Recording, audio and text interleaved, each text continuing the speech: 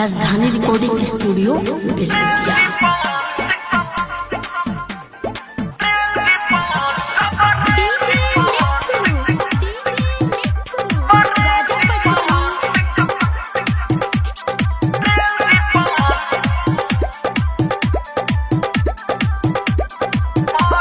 झूठो बड़ा बड़ा का तू ही कलाकार कॉपी करके गावे न कहे न ये सटार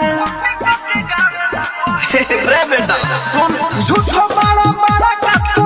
कलाकार कॉपी करके गावे न कहे न ये सटार एक दुई दिन में सुधर जाइबो जब रेल दीपवन सिंह मर जाइबो जब रेल दीपवन सिंह मर जाइबो जब रेल दीपवन सिंह मर जाइबो जब रेल दीपवन सिंह मर जाइबो।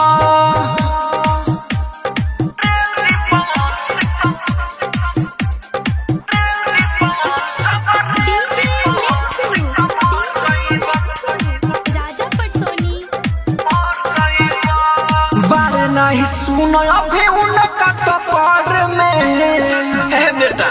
दूसरा जन्म लेवे के पड़ी टिके नहीं पई बेचे आई बेलहर में बारे नहीं सुनो अभी उनका टपर में टिके नहीं पई बेचे आई बेलहर में नींबू के पानी जोर से घोल जाइबो जब रेल दीपवन सिंह मर जाइबो जब रेल दीपवन सिंह मर जाइबो जब रेल दीपवन सिंह मर जाइबो।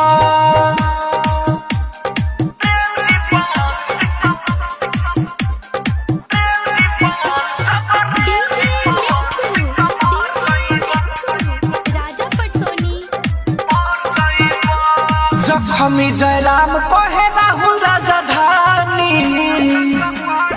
अरे बेटा कान खोल के सुन ले पावर स्टार के बायो लगे निशानी सोहल सोने ही कहे राहुल